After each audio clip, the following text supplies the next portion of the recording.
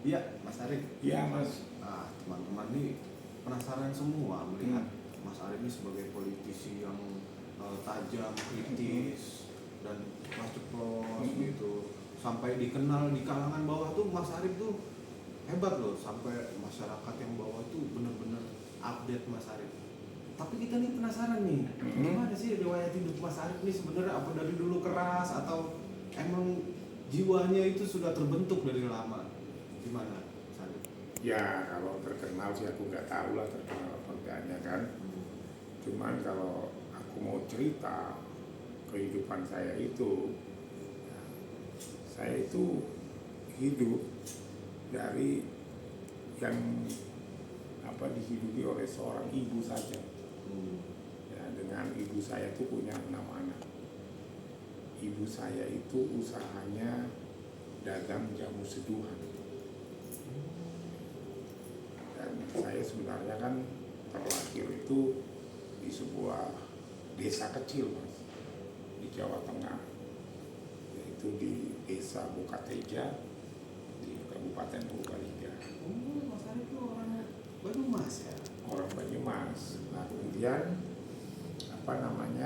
umur 6 tahun saya dibawa ke Jakarta oleh ayah dan ibu saya. Dan di usia 14 tahun saya terpisah dengan ayah saya. Artinya ibu saya ditinggal oleh ayah saya dengan 6 anak. Dan waktu itu saya tinggal di Tanjung Priok. Tanjung Priok. Jadi kenapa akhirnya saya harus bekerja, menjadi pekerja yang serabutan di usia saya yang baru 14 tahun di Tanjung Priok. Ya, itulah kehidupan saya yang sebenarnya. Dan mulai dari 14 tahun itu, umur 14 tahun itu, saya sebenarnya udah banyak bekerja Mas di pelabuhan Mas. Dari masa sekolah ya sudah Jadi kuli Mas. Ya, jadi jadi kuli di pelabuhan. Itu ngapa sih Bang? Kulinya kuli apa sih Bang? Ya kulinya salah satu ngangkutin beras Mas, terus masuk-masukin beras-beras sama kedelai-kedelai impor dari kapal. Dari kapal? Kapal tapi palsanya Mas. Itu di tahun kira-kira ketika saya umur 14 tahun menuju 15 ya. Bisa tahun 86 sampai 85 Mas. Ya, saya mulai bekerja 85-an lah ya. Saya bekerja di pelabuhan sebagai kuli Mas. Yaitu ngisi-ngisiin beras impor yang ada di kapal, terus gula Mas, terus kedelai. Ya, kalau dulu itu kan impor kita dari luar negeri itu impor kedelai, impor beras, terus impor gula Mas. Itu belum dikarungin Mas, masih goblokan di kapal. Hamparan gitu. Iya, jadi kalau masyarakat yang dulu hidup di tahun 85, 86, 87 Mas, kayaknya udah pernah minum kencing saya Mas. Ya mau kencing di mana Mas kalau saya mau kencing Mas? Di kapal itu Mas. Ya kan? Ya, itu orang kalau dikasih makan aja kayak orang tahanan Mas, dibawa Mas. Ya kan kejo gitu. Kejo itu bahasa Sunda, artinya nasi. Dikasih makan, nama dapat upah itu sehari ya kalau nggak salah dulu itu 1.000 perak Mas. Antara 1.500 lah saya ingatnya kan. Nah terus Mas, udah gitu juga dikurangin Mas upahnya Mas, dipotong 500 perak Mas, bayangin Mas. Dipotong 500 perak? Iya, jadi harusnya kerja yang namanya seminggu itu kita dapat berapa, 6 kali 1.500, 9.000 kan, ya kan? Ya kita dapatnya cuma 6.000 Mas, gitu loh Mas. Dipotong sama mandor Mas, Dipotong mandor gitu kan. Jadi kan ya kasihan sekali kuli-kuli di pelabuhan pada waktu itu ya, termasuk saya Mas ya. Tapi apalagi kan yang penting kan kerja Mas dan halal, dan bisa untuk membantu mama saya dan untuk saya membiayai sekolah saya Mas. Oh, sekolah di situ ya. Nah, makanya waktu itu setelah saya lulus sekolah Mas, ya di tahun berapa ya, 89, saya udah pinter mas bahasa Inggrisnya mas. Iya. Karena saya kerja di pelabuhan juga mas, Ah. kerja di pelabuhan sebagai kuli juga mas, kuli angkut jadi kalau kapal sandar itu kan mereka butuh suplai makanan mas. Iya. Sayur, telur, daging itu Ah. kan belinya di pasar di Priok namanya Pasar Sindang. Nah saya angkutin pakai gerobak, saya angkutin ke kapal mas, ke tengah tuh mas. Nah kan di situ banyak kapal-kapal bule mas. Jadi saya belajar ngomong Inggris di situ mas langsung mas. Selain saya kerja di palka kapal itu sebagai kuli, yang nyimping itu mas. Ya. Nah pada suatu hari tuh pernah saya waktu kerja di palka kapal mas, saya digebukin mas sama preman mas. Ya kan? Karena apa? Udah gajinya 1.500 dipotong 500 perak, dipotong lagi sama preman mas, dipotong 2.000. Wah, potongannya gede amat. Jadi 9.000 dipotong 3.000, ya kan? Dipotong lagi mas, Potong 2.000. potong berapa lah 1.000 atau apa gitu kan mas. Jadi saya cuma dapat 5.000 mas, kerja di situ mas. Nah ini ceritanya gimana bang? Pernah digebukin gitu? Ya saya nolak, mau dipotong sama preman itu, udah dipotong sama mandor, dipotong sama preman, saya digebukin mas, ya kan, dipotong sama preman itu mas. Nah akhirnya apa mas? Akhirnya saya balas mereka mas, saya pulang, ya kan. Akhirnya saya balik bersama teman-teman, saya gebukin balik lagi mas preman-preman itu mas. Sampai pada mau mati mas preman-preman itu saya gebukin mas. Saya menggebukin preman-preman itu bukan lagi pakai tangan mas, pakai golok mas. Tapi golok. Darah-darah mas mereka mas. Sekeras itu ya bang ya. Kan? Nah udah di situ saya nggak mau kerja lagi, takut kan mas, takut dikeroyok lagi kan. Nggak taunya setelah mereka sembuh kalau nggak salah, sebulan nyariin saya mas. Saya pikir mau ngegebukin saya tunggu-tunggu. Ternyata mereka enggak mas, ngajak bergabung gitu loh. Terus saya bilang saya nggak mau lah, saya bergabung jadi preman kan, jadi preman pelabuhan Priok kan, saya nggak mau, gitu kan. Nah kemudian saya ngomong sama mereka, kalian jangan begitu dong. Kalau kalian mau dapat duit dari kerja ya kamu kerja dong, jangan malak kami. Belum kami kuli kok dipalak gitu kan. Kalau kalian begitu lagi, kamu saya gebukin lagi bareng gitu kan. Ya udah akhirnya kan dia ngomong sama saya, udah Cil, saya nggak berani lagi gitu kan. Nah mulai dari situ mas, mulai saya mencintai buruh. Ya, bahwa buruh ini sangat tertindas kehidupannya mas. Dan saya melihat langsung mas. Nah bukan hanya di pelabuhan saya bekerja mas, di pelabuhan Tanjung Priok itu. Ya, saya juga kerja di Bulog mas. Di Bulog? Iya bangunin beras mas di Kelapa Gading gitu mas, ada gudang Bulog mas. Terus saya kerja di perkapalan mas. Itu perkapalan Doko Jabari, ngetrekin kapal yang mau dibetulin mas. Ya kan? Juga kerja di Pertamina mas. Saya di Pertamina kerja udah dari umur 15 tahun mas. Jadi kuli, kuli ngebersihin itu tank-tanknya minyak di Pelumpang tuh mas. Itu kan harus dibersihin dalamnya. Kita masuk mas bersihin sampai ada teman saya mati mas ketinggalan di dalam mas, kayak bisa napas mas, gitu kan. Jadi memang ya seperti itu mas kehidupan saya. Nah, umur tahun 89 saya lulus SMA, saya kerja di Merpati mas. Nah itu nih bang, mulai abang di Waktu saya kerja di Merpati mas, tesnya itu kan berapa fase mas, sampai pantauan. Memang saya kerja di situ, saya dikasih info sama om saya, itu ada kerjaan di Merpati. Begitu saya ngelamar, saya pikir kerja biasa, nggak taunya suruh jadi pramugara. Oh jadi Mas Arif ini sempat jadi pramugara ya? Ya kan? Nah begitu pantohir mas, saya nggak dilulusin sama Merpati. Karena saya ditanya tuh, kamu tuh di Merpati siapa yang bawa, siapa saudaramu? Lah saya kan nggak tahu mas. Kalau saya bilang nggak ada, akhirnya saya nggak lulus, gitu kan? Nggak dilulusin di Pantohir, saya datang ke om saya, om, saya nggak lulus om. Masa sih kamu nggak lulus? Wong tes kamu paling bagus, bahasa Inggrisnya paling bagus, tes umumnya bagus, psikotesnya bagus, masa kamu nggak lulus katanya? Terus om saya datengin tuh orang Merpatinya, akhirnya katakan bahwa dia mengaku tidak punya saudara mas di Merpati, nggak punya kata belece mas.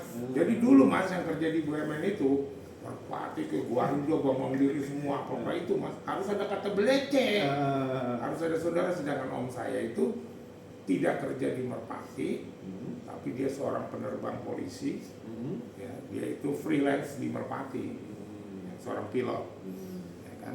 Akhirnya om saya datang, udah sana kamu diterima. Nggak mau om mas, saya bilang orang saya udah nggak diterima. Kamu tahu nggak kenapa kamu nggak diterima? Kenapa om? Bukan karena tesmu, bukan karena bahasa Inggrismu, atau bukan karena penampilanmu. Kenapa om? Kamu ngakunya nggak punya saudara katanya gitu, ya kan? Ya udah, kan? Saya akhirnya yang benar om. Iya, kenapa kamu nggak ngaku kamu keponakan saya?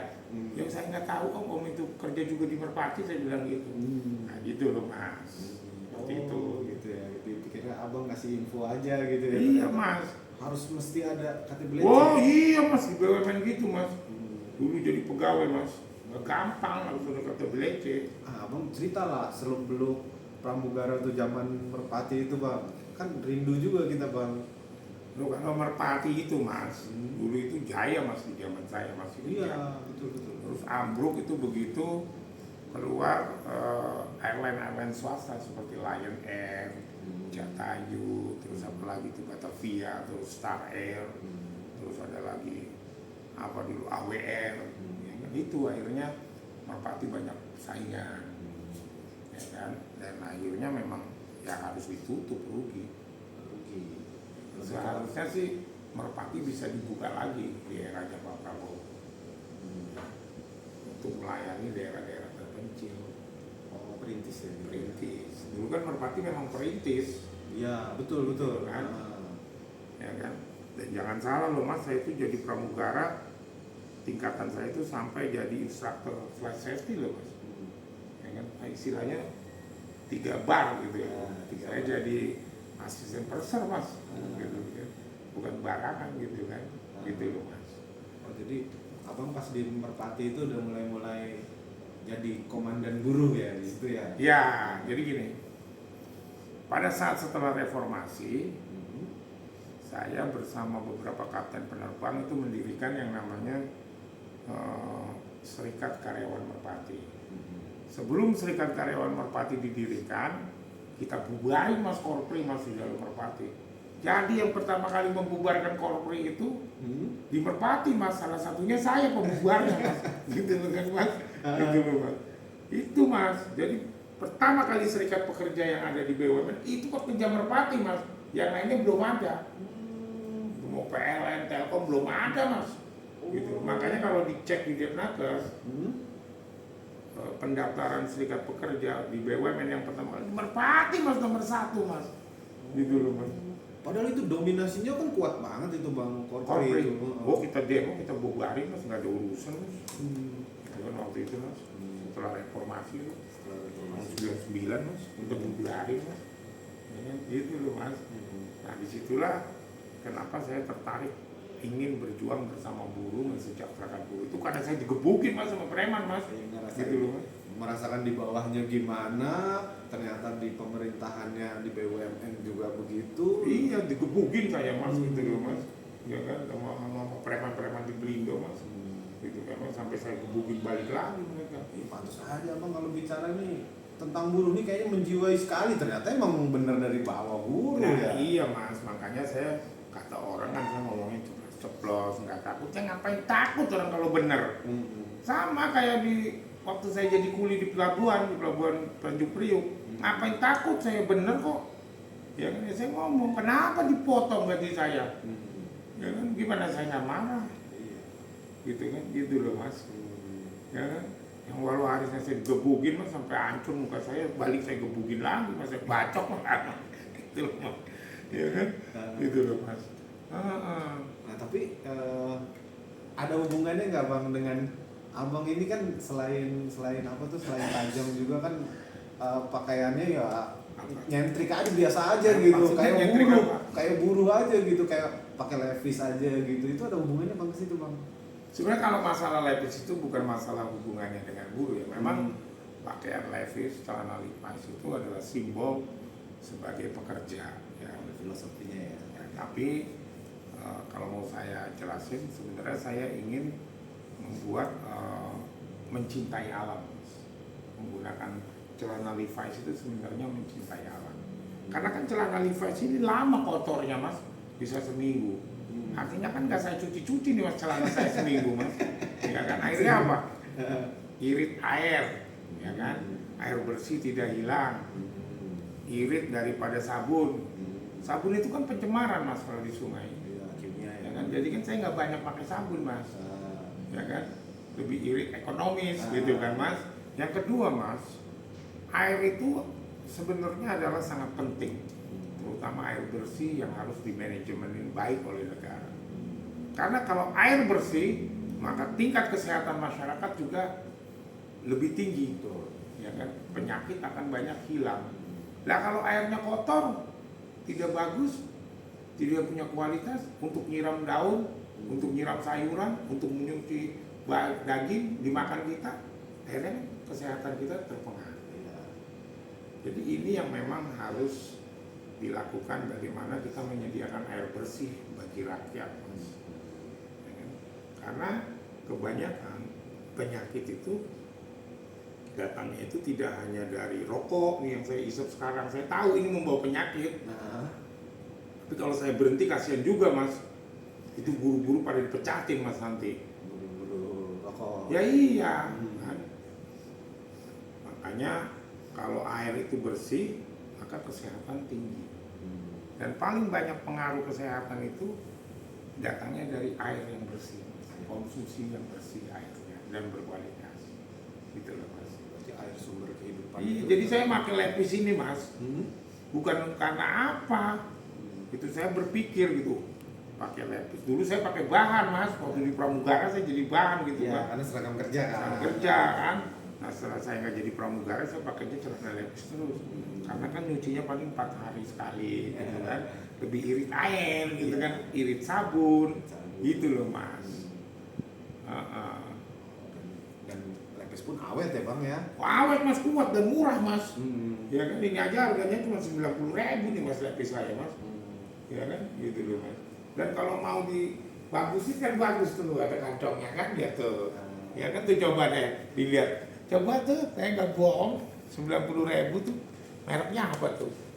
Ayo. Hugo. Iya kan? Nah, ini Hugo di pasar mas. Ya kan? Bukan Levi's, bukan yang ratusan ribu mas. Bukan yang 500.000 segitu, bukan 90.000, cek di online. Ya kan gitu kan? Ya kan mas, karena saya senangnya lepis-lepis begini, warna coklat dan hitam, itu kan bisa masuk kantor-kantor pemerintah gitu loh mas. Gimana kalau mas? Oke mas. Oke mas. Tapi